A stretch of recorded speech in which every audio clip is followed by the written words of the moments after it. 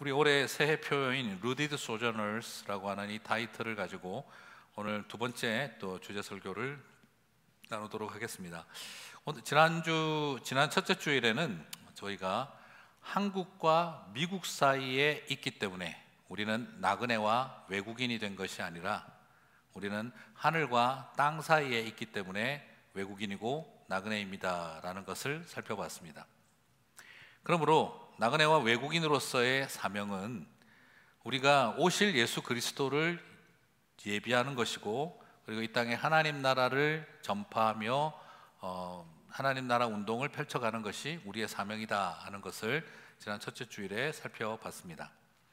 자, 하늘과 땅 사이에 있기 때문에, 한국과 미국 사이가 아니라 하늘과 땅 사이에 있기 때문에 우리가 나그네와 외국인이라고 한다면, 그렇다면 어쨌든 우리는 한국과 미국 사이에 살고 있는 사람들인데 이건 어떻게 하면 좋을까 하는 생각을 하게 되죠. 자, 이것을 지난번에 제가 예전에 한번 이미 또 우리 리더십 세미나에서 다뤘던 것이긴 한데 한번 좀 더 다뤄보겠습니다. 간단하게 하겠습니다.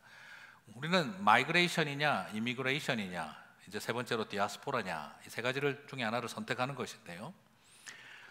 마이그레이션, 이미그레이션, 영어 사전으로 볼 때 똑같은 단어입니다. 그러나 사회학적으로는 좀 다른 뜻을 갖고 있습니다.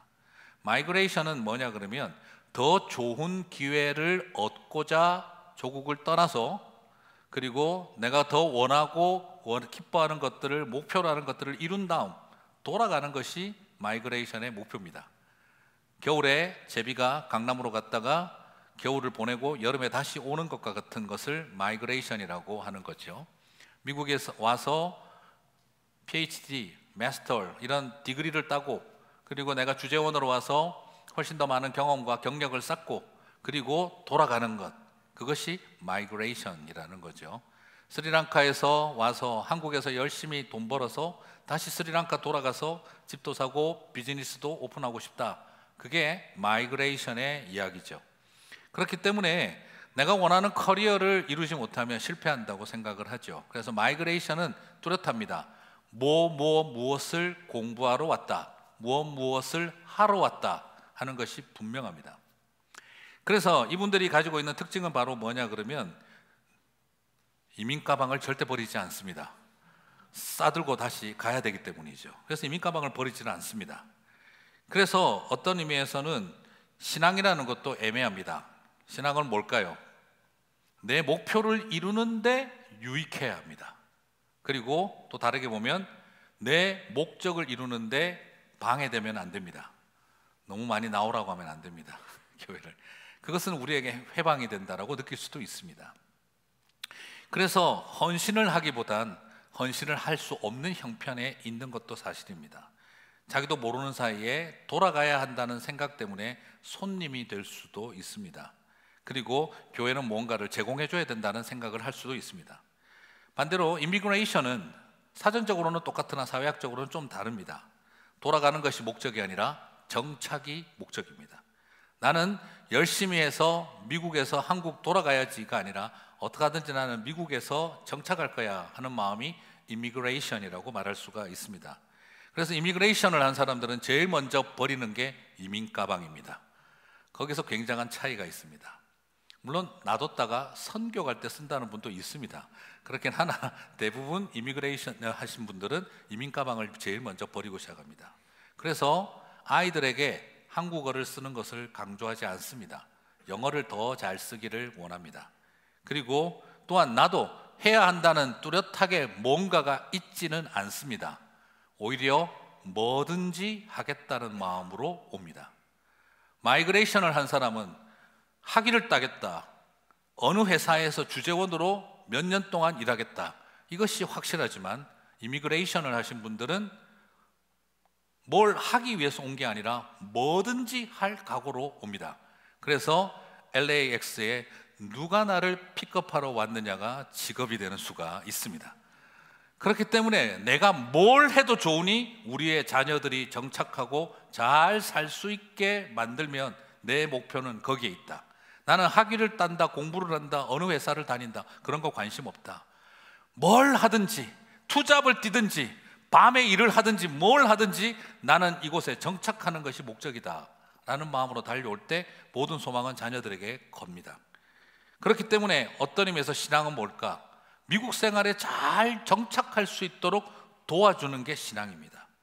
그래서 어떤 의미에서는 조금 하면 주인의식이 너무 강해지기도 하고, 그리고 다르게 본다면 다음 세대에 대한 관심이 많은 게 아니라 사실은 내 자녀들에게 관심이 많다는 것도 발견하게 됩니다.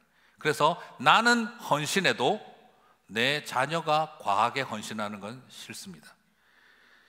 그래서 목사님, 제가 열심히 할 테니 애는 교회 많이 나오라고 하지 마세요. 제가 우리 애 목까지 2배로 뛸게요. 그럴 수는 있어도 우리 아이가 헌신하는 것은 부담스럽습니다. 나의 성공은 중요하지 않습니다. 그러나 우리 아이의 성공은 중요합니다. 전자가 손님의 위험이 있다면 후자는 주인의 위험이 있습니다. 그러면 이런 어떤 것이 다 이민 아닙니까? 내가 온 거 아닙니까? 내 목표가 있고 내 계획이 있고 내 꿈이 있어서 온 건데, 그럼 어떻게 하라는 걸까요? 성경은 이것에 대해서 디아스포라 이민을 도전하고 있습니다. 디아스포라는 성공이 목적이 아니라 바로 사명이 목적이 되어진 곳이죠. 내가 온 것이 아니라 하나님이 보내셨다라는 고백을 기초로 합니다. 그래서 나는 손님이냐 주인이냐가 아니라 하나님은 나를 여기에 stewards, 청지기로 보내셨다 하는 것을 고백하는 삶이라는 것이죠. 사실 디아스포라는 다른 것이 아니라 유대인들이 강제로 로마 땅에 유대인들을 끌고 감으로써 형성되어진 일종의 유대인 게로였습니다. 유대인들이 계산을 잘하고 행정을 잘하고 머리가 좋고 비즈니스를 잘하기 때문에 이 로마 사람들은 이 유대인들을 보다가 이 스마트한 사람들만 데리고 가서 관청에서 노비로 쓰면 좋겠다 하고 유대인들을 많이 잡아갔습니다. 그래서 그들은 그곳에서 열심히 로마의 그 행정 관료들의 일을 도와주는 그런 일을 했었죠. 근데 역시 머리 좋은 사람들이다 보니까 열심히 살아서, 그래서 거기에서 자기들 나름대로 경제적으로 성공하고, 그래서 나중에는 로마인들의 인정을 받아 시민권을 얻기도 했습니다. 가장 대표적인 사람이 바울이죠. 바울이라는 이름은 딱 듣는 순간 아, 저 사람은 종놈 집안 출신이구나 바로 알 수 있습니다. 왜냐하면 한국식으로 옮기면 돌쇠라는 이름하고 뺑덕하고 같은 이름이기 때문입니다. 유대인들, 로마인들은 그런 이름을 바울을 쓰지를 않았습니다. 이건 딱 종놈 집안의 아들 이름이라는 거죠. 여러분, 혹시 조선의 양반 중에 박돌쇠라고 들어보신 적 있습니까? 조선의 영의정 중에 김돌쇠라고 들어보신 적 있습니까? 이름 듣는 순간 아, 집안을 알겠다죠. 예, 혹시 조선의 훌륭한 양반 가문의 부인 중에 김뺑덕이라고 들어보신 적 있습니까? 그런 사람 없습니다. 이 이름 자체가 바울은 밑바닥 노비 출신이구나 하는 걸 바로 증명하는 이름입니다. 그러면서도 그가 로마의 시민권을 갖고 있었다. 소위 말하는 그렇게 끌려왔지만 살아남고 성공한 집안일 가능성이 높다라는 것이죠. 자, 그래서 이렇게 쫓겨왔던 사람들인데 그들이 오순절 6월절에 예루살렘에 갔다가 특별히 오순절에 성령을 체험하고 난 다음에 예수 믿는 사람들이 생기기 시작을 했습니다. 그리고 그들이 돌아와서 그 유대인들이 자기들끼리 모여있던 그 디아스포라 공동체, 유대인 게로와 같았던 그 유대인 공동체에서 그들이 복음을 전하면서 변화가 일어나기 시작을 합니다. 그리고 나서 그곳을 소위 말하는 주이시 타운, J타운이라고 할 만한 그런 디아스포라를 그들은 어떻게 바꿨느냐? 로마인들이 주인이 되어 우리를 끌고 왔고 내가 내 인생의 주인이 되어 우리는 여기까지 왔지만 그러나 예수님이 주님이 되어 우리를 여기로 보내셨다라는 고백으로 바꾸며 그 디아스포라 회당들을 선교와 복음 증거의 출발점으로 변화시켰다라는 것이죠. 그래서 그들의 생각이 바뀐 겁니다. 내가 주인이 되어 여기에 온 것도 아니고 로마인들이 주인이 되어 우리를 끌고 온 것도 아니고 우리는 고백합니다. 예수님이 주님이 되어 우리를 여기로 인도하셨습니다. 그렇기 때문에 이곳에서 우리는 주님이 우리를 보내신 목적에 따라 살아가고자 합니다 라는 것, 그게 바로 디아스포라의 특징이 되기 시작을 했다는 거죠. 마치 요셉이 고백했던 것처럼 창세기 45장 5절에서 그가 말했죠. 당신들이 나를 이곳에 팔았다고 해서 근심하지 마소서, 한탄하지 마소서.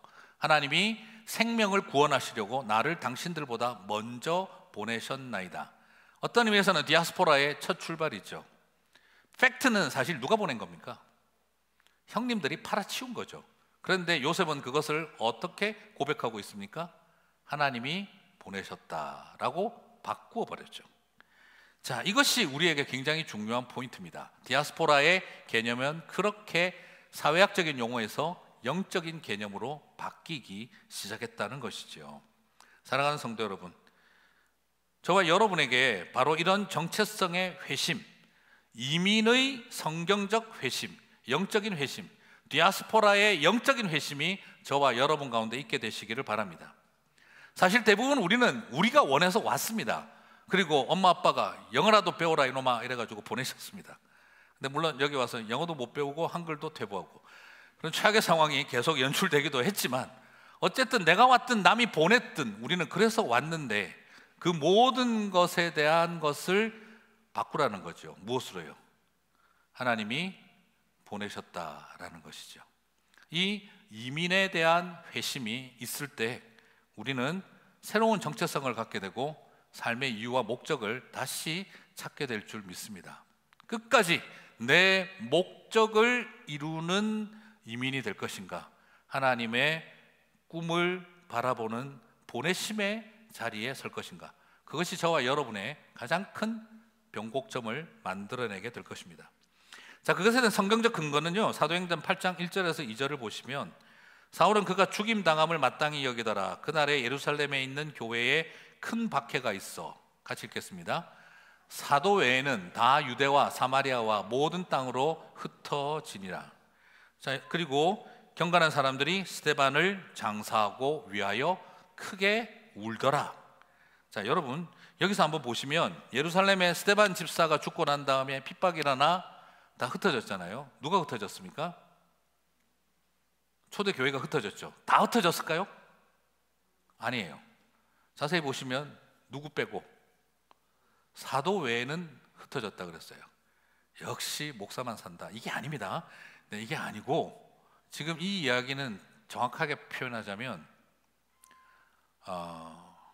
로마 땅에 이민 갔다가 온 유대인 그리스도인들 때문에 문제가 생겼으니까 본토 유대인들은 내버려 두고 외국 갔다 온 이민자 유대인들은 쫓아내자라는 결정이 있었던 거예요. 그래서 예루살렘 교회는 보호받았던 겁니다. 다르게 표현하면 지금 이 주이시 로먼들은 상처가 생깁니다. 첫 번째, 유대교를 믿는 유대인들에게 쫓겨나는 고통, 그 다음에 그것을 수용하고 받아들이는 주이시 크리스찬들에게 버림받는 느낌이었습니다. 이해가 가십니까? 이건 정확하게 표현하자면 뭐하고 똑같으냐 그러면, 어느 날 서울에서 큰 부흥이 일어났는데 이민자 코리안 아메리칸 크리스찬 때문에, 집사님 때문에 문제가 생기니까 서울에 있는 교회들이, 목사님들이 모여서 그래, 코리안 아메리칸 크리스찬들만 평양 보내자 하고 보낸 겁니다. 그렇게 예루살렘을 떠날 때 어쩌면 그들의 마음속에는 유대교 유대인에게도 상처가 되지만 사도들과 다른 주이시 크리스찬들에게도 상처가 될 상황이었던 거죠. 코리안 아메리칸들은 평양으로 보내고 우리는 서울에 남는다가 됐던 것입니다. 그래서 굉장히 그 당시에 이방 지역의 이민자로 살아가면서 그곳에서 찾아왔다가 예수님을 만난 이 사람들에게는 굉장한 상처가 될 수 있는 일입니다. 그래서 내리기 딱 좋은 결론, 그래 헛거다 헛거, 내 민족도 우리를 받아주지 않고 마치 내가 가고 싶어서 갔나 끌려간 이방 땅에 산다는 이유 하나로 우리를 이렇게 배제하는구나. 더더구나 혐오와 배제는 저 유대주의자들 때문만이 아니라 같은 그리스도인이면서도 예루살렘 교회를 지켜야 하는 형편을 이해는 가지만 마음 한구석에 들어오는 섭섭한 마음을 금할 수 없는 주이시 로만 크리스찬들은 그렇게 예루살렘에서 쫓겨나 사마리아, 우리로 말하면 서울에서 쫓겨나 평양으로 가는 길로 갈 수밖에 없었다라는 것이죠. 자, 여러분, 이런 상황이 되었다면 마음 한구석에 굉장한 좌절과 상처가 그 가슴 속에 쓴뿌리처럼 남아야 될 텐데, 이들의 가슴 속에는 감사와 고백과 기쁨이 가득하고 오히려 그 모든 것을 쫓겨난 자들이 아닌 파송받은 사람들로 자신의 정체성을 새롭게 합니다. 사도행전 8장 4절에서 6절을 봅니다. 같이 읽겠습니다. 그 흩어진 사람들이 두루 다니며 복음의 말씀을 전할세 빌립이 사마리아 성에 내려가 그리스도를 백성에게 전파하니, 사도들이 내려온 게 아니고 7 집사 중에 하나인 빌립이 내려왔습니다. 무리가 빌립의 말도 듣고 행하는 표적도 보고 한 마음으로 그가 하는 말을 따르니라. 자, 여기서 먼저 4절을 보시게 되면 그 흩어진 사람들, 정확하게 표현하면 흩어진 사람들이 아니라 쫓겨난 사람들, 밀려난 사람들이죠. 그런데 여기서 쓰여진 흩어지는 씨를 뿌리다라는 동사가 쓰여져 있습니다. 그 뿌려진 사람들입니다. 파종된 사람들, 씨 뿌려진 사람들이라고 묘사하고 있어요. 정체성의 변화가 일어났습니다. 우리는 쫓겨난 자, 밀려난 자가 아니라 하나님이 우리를 뿌리신 존재들이다 라는 개념이 들어오죠. 그리고 빌립이 사마리아 성에 내려왔다. 그렇죠. 사도들이 내려온 게 아니라 이방인 출신, 주이시 로만 출신인 빌립 집사가 내려와서 백성들을 돕고 복음을 전합니다. 그리고 무리가 이 빌립 집사님의 말씀을 통해서 그들을 따르는 교회가 형성되게 되어집니다. 여러분, 핍박하여 흩어버릴 때 유대인들은 어떤 것을 기대했을까요? 디스미스 시키면 disappear 하게 될 거라고 생각을 했죠. 그런데 이 사람들은 디스미스 시켰는데 사라지지 않고 더 모이기 시작을 합니다. 이렇게 내쫓아내면 힘을 잃고 사라질 거라고 생각했는데 더 힘을 얻고 더 모이기 시작을 한 것이죠. 그래서 우리는 쫓아냈는데 그들은 파송받았다라고 고백하기 시작을 하는 것입니다. 그리고 하나님의 전도와 선교가 확장되기 시작하더라는 거죠. 그들은 예루살렘에 쫓아냈는데 그들은 사마리아에 가서 찌그러져 산 것이 아니라 온 유대와 땅 끝을 향해 나아가더라는 것입니다. 사랑하는 성도 여러분, 세상은 그들을 쫓아내었지만 하나님은 그들을 파송하셨다라는 것이죠. 예수 공동체가 와야 되고 사라져야 하는데 결과는 무리가 빌립의 말도 듣고 행하는 표적을 보고 한 마음으로 그가 하는 말을 따르니라라고 하고 있습니다. 이것은 강력한 무리가 생기고 공동체가 생기고 교회가 세워지기 시작했다는 것이죠. 그리고 사도행전 8장 7절에서 8절은 더 많은 것을 보여줍니다. 같이 읽겠습니다. 많은 사람에게 붙었던 더러운 귀신들이 크게 소리를 지르며 나가고 또 많은 중풍병자와 못 걷는 사람이 나으니 그 성에 큰 기쁨이 있더라. 사탄은 하나님의 사람들을 쫓아내었는데 결과는 하나님의 사람들이 귀신들을 쫓아내기 시작을 하더라는 거죠. 사단의 핍박을 하나님의 파송으로 바꾸어 놓고 그리고 오히려 자신을 쫓아낸 사단의 권세를 집집마다 쫓아내는 이런 사람들이 되어버렸다. 이게 바로 디아스포라의 영성이고 하나님이 주신 힘이라는 것이죠. 전에는 스데반이 죽음을 당했는데 이제는 귀신이 죽을 지경입니다. 생명이 죽지 않고 생명이 살아나고 있습니다. 앞에서는 사울이 믿는 자들을 진멸하기 위해 집집마다 찾아다니면서 감옥에 가두었다라고 하는데 지금은 집집마다 복음이 들어가 사람들이 자유함을 얻고 있다라고 선언하고 있습니다. 아까 우리가 읽었던 2절에서는 그들이 스데반을 장사 지내고 슬픔이 가득하였더라 했는데 8절에서는 그 성에 큰 기쁨이 있더라로 바뀌어버렸습니다. 우리의 감정이 극단으로 변했습니다. 쫓겨날 때 그 성에 큰 슬픔이 있더라 했는데 이제는 사마리아 땅에 그 성에 큰 기쁨이 있더라 하며 모든 것이 바뀌어져 버렸습니다. 실패자의 낙향이 아니라 사명자의 파송이 되었다는 것. 정체성의 변혁은 상처받아서 찌그러져서 포기하고 분노하고 원망하며 살아갈 수 있는 그들을 다시 모든 것을 하나님의 파송과 하나님의 사명으로 충만하게 바꾸어 버린 줄 믿습니다. 사랑하는 성도 여러분, 내가 왔든 부모가 보냈든 어쩔 수 없이 와야 했든 내가 기쁘게 왔든 그것이 중요한 것이 아니라 하나님이 보내셨다로 재해석되어야 할 줄 믿습니다. 사마리아와 온 유대에 복음의 능력을 증거한 것처럼 디아스포라의 정체성이 우리의 정체성이 되면서 다시 우리는 예루살렘에서 쫓겨난 사람, 밀려난 사람, 떠난 사람이 아니라 하나님께서 사마리아와 온 유대와 땅끝을 향해 보내신 존재라고 하는 인지를 갖게 되셨으면 좋겠습니다. 그렇습니다. 사마리아와 온 유대, 그들은 사마리아에서 멈추지 않았습니다. 땅 끝까지 확장되었습니다. 그들의 목표는 예루살렘으로 돌아가는 것이 아니라 땅 끝까지 나아가자가 되어졌던 것이죠. 그들 안에 있었던 예루살렘 콤플렉스, 어떻게 하든지 예루살렘 근처 가까이 사마리아 근처에서 버티다가 분위기 좋아지면 다시 돌아가자가 아니라 그들은 하나님이 보내셨다고 믿고 땅끝을 향해 나아갔다는 거죠. 여러분, 이게 바뀌셔야 됩니다. 제가 지난번에 말씀드렸죠. 제가 LA 와서 제일 놀란 것 중에 하나가 한국에서 오시는 분들마다 교민 위문 공연을 자꾸 오세요. 왜 그러냐니까 LA 교민들이 위문이 필요해서. 내가 볼 때 요즘 한국에 더 위문이 필요한 것 같은데 왜 자꾸 우리를 위로해 준다고 그러는지, 왜 위문 공연을 꼭 오세요? 그러니까 LA에서 얼마나 여기 고깃값 더 맛있는데 제가 얘기하고 말았었어요. 왜 자꾸 위문 공연 오세요? 내가 볼 때 한국이 위문이 필요한 것 같은데. 그래. 젊은 대학생들이 저한테 연락이 왔어요. 목사님, 선한청지교회에서 찬양 집회를 열고 싶습니다. 왜요? 너무 좋은데 어떤 일로요? 그러니까 저희들이 이민교회 예배를 회복시키기 위해서 왔습니다. 이민교회 한번 와봤어요? 예배 어떻게 드리는지? 아니, 그래도 하나님께서 마음을 주셔서 이민교회 예배를 회복하라. 한국교회 예배나 좀 회복하고 오세요.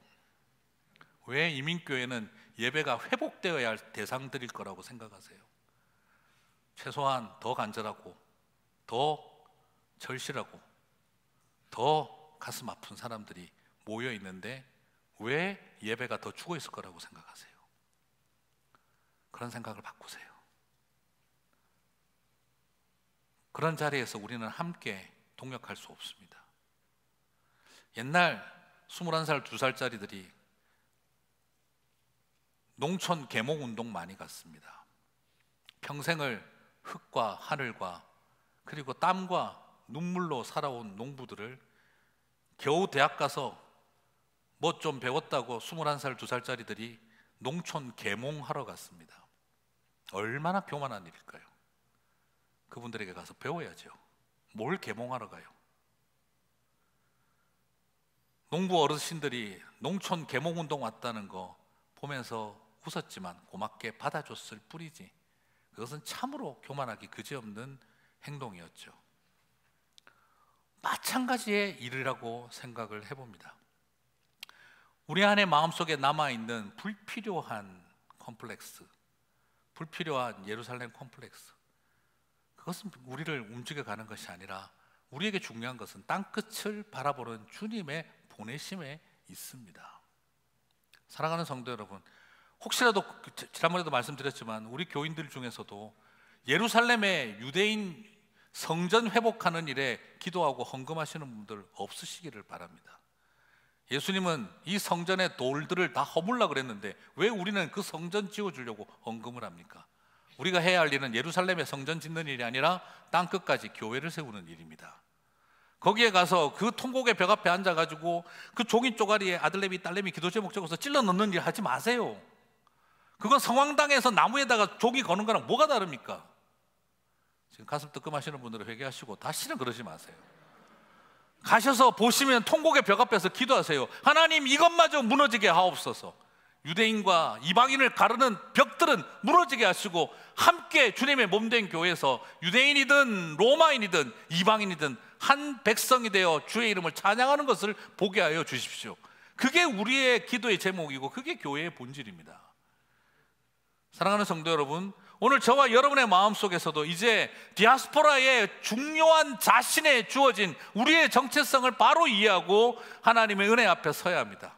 왜 한국에서 목사님들이 오시면 자꾸 이민교회 목사님들 밥 사준다는지 모르겠어요.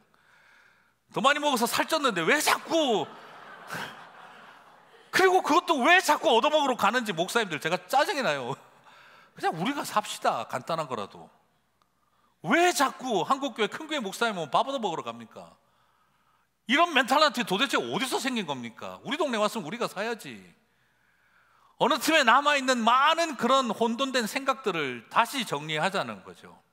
이민 정체성의 회심은 바로 디아스포라 정체성의 회복. 하나님이 나를 보내셨는데 우리에게 중요한 것은 왜 하나님이 나를 여기에 세우셨는가를 알아가는 일입니다. 그것이 루디드 소저너의 가장 중요한 부분입니다.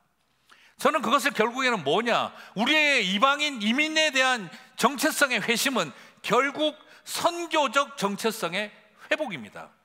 선교가 무엇이고 디아스포라가 무엇입니까? 하나님이 보내셨다, 똑같은 말입니다.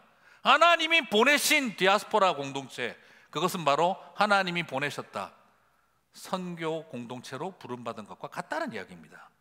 그러므로 살아가는 성도 여러분, 저와 여러분이 선교적 존재로서 이 땅 가운데 살아가며 나에게 있어서 땅끝은 어딘지를 봤으면 합니다. 그게 지리적으로 꼭 멀리 가라는 말이 아니라 내 삶 가운데 나는 하나님이 어디를 땅끝으로 보내주셨는가, 나에게 사마리아는 어느 곳인가, 그걸 바라볼 수 있는 저와 여러분이 되시기를 바랍니다. 물론 맞습니다. 쉽지 않다는 거 잘 압니다. 내가 지금까지 무엇을 위해, 무엇을 의지하며 살아왔는데, 내가 누구를 의지하고 누구를 위해 살아왔는데 하는 우리의 그 모든 것들을 바꾸어야 하는 굉장한 전환점을 요구하기 때문에 이 이민의 회심은 쉬운 게 아닙니다. 그러나 저와 여러분이 그 마음을 다시 한번 품었으면 좋겠습니다. 우리 평생 우리 꿈을 위해서 기도했잖아요. 우리의 소원과 우리의 꿈을 위해서 평생 기도하고 살아왔지 않습니까? 하나님, 내 마음 좀 알아주세요. 꼭 말해야 아십니까? 그렇게 우리는 원망하며 기도해 왔습니다. 그러나 하나님은요, 말도 하셨고 적어도 주셨고 환상도 보여주셨지만 우리는 하나님 마음을 외면했습니다. 하나님의 꿈, 하나님의 소원은 무시했습니다. 그리고 끊임없이 내 꿈 알아달라고 우리는 외치고 살아왔었습니다. 이제 그 마음을 바꿔서 하나님, 내 삶에 주님의 꿈, 주님의 마음을 아는 시간이 우리에게도 있게 하여 주십시오. 그 고백이 우리의 고백이 되었으면 좋겠습니다. 설교를 들으시면서 이제 좀 내가 선교를 좀 알아야겠다 생각하지 마시고요, 이렇게 생각하셨으면 좋겠습니다. 이젠 하나님 아버지의 마음을 좀 알았으면 좋겠다. 저는 이걸 생각하다가 제가 되게 충격받은 적이 있습니다. 기도하는 가운데 하나님께서 저에게 선교적 회심을, 디아스포라로서의 회심을 도전하셨을 때 저에게 굉장히 심각한 도전이 있었습니다. 병주야, 너는 평생 성경을 공부하고 신학을 공부하고 신학을 가르치기로 마음을 먹었었지, 근데 네가 내 마음은 아냐? 물어보시더라고요. 신학을 알고 성경을 아는데, 나에 대해서 잘 아는데, 나에 대해서 잘 가르치는데, 근데 너는 내 마음을 아느냐? 하늘 아버지의 앱이 된 심정을 아느냐라고 물어보실 때 되게 충격받았습니다. 혹시 우리는 유체 이탈해서 저 삼층천 하늘 끝까지 올라가 보고 싶은 마음은 있는 건 아닐까요? 그런 체험도 해보고 싶다. 그런데 말이죠, 하늘 끝은 가보고 싶었는데 땅 끝은 어떠셨습니까? 세상에 가장 놀라운 하늘 방언으로 기도하고 싶고 유창한 방언으로 기도하고 싶은 갈망은 있었는데, 다른 나라 말로 전도는 해본 적이 있는 걸까요? 방언으로 기도는 하고 싶었지만 방언으로 전도하지 않았던 우리의 모습, 하늘 끝까지는 가보고 싶었지만 땅 끝은 관심 없었던 우리, 성경은 공부하고 신학은 열심히 공부했지만 하나님 아버지의 마음은 몰랐던 우리의 모습을 주님이 도전해 주셨습니다. 오늘 그 아픈 질문 앞에 우리가 서봐야 합니다. 말씀을 마무리하겠습니다. 1956년 남미 에콰도르에서 아우카 부족을 위해 잘 알고 있는 우리 짐 엘리엇과 그의 친구들, 곧 5명의 젊은이들이, 미국 젊은이들이 선교를 떠났습니다. 그리고 그들의 선교의 여정은 단 5일 만으로 순교의 여정으로 바뀌고 말았습니다.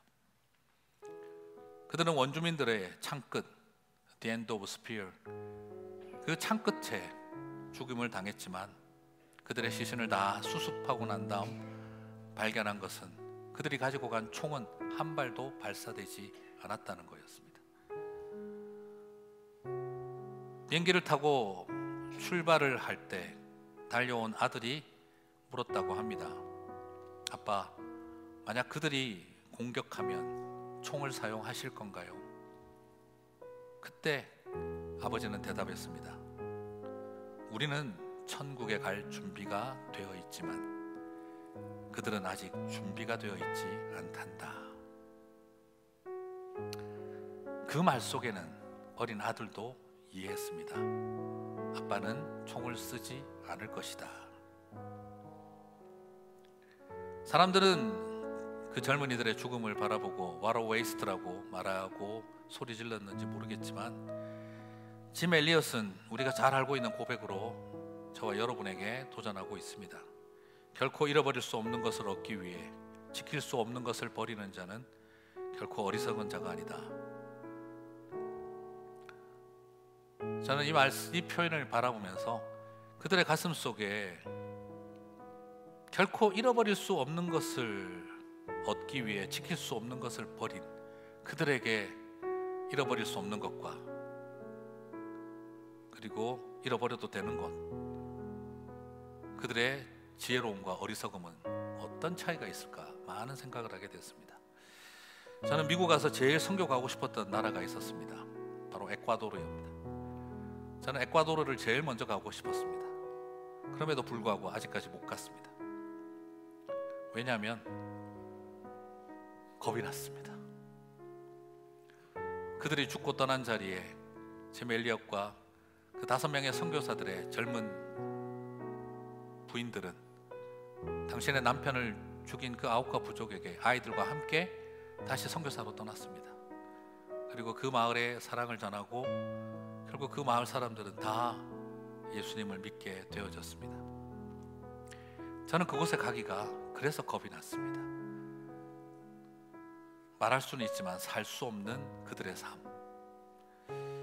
그래서 에콰도르는 지금도 가보고 싶지만 제 안에 있는 부끄러움과 그리고 죄송함 때문에 아직도 가지 못하는 선교지가 되었습니다. 그러나 언젠가 꼭 가보고 싶습니다. 그리고 그곳에 가서 그 에콰도르에 가서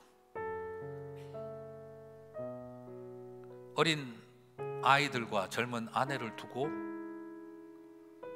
그들을 향한 총끝은 내려놓고 그들이 든 창 끝에 자신의 몸을 들인 그들의 가슴을, 그들의 마음속에 있는 하나님 아버지의 마음을 조금이라도 알았으면 좋겠다 싶습니다.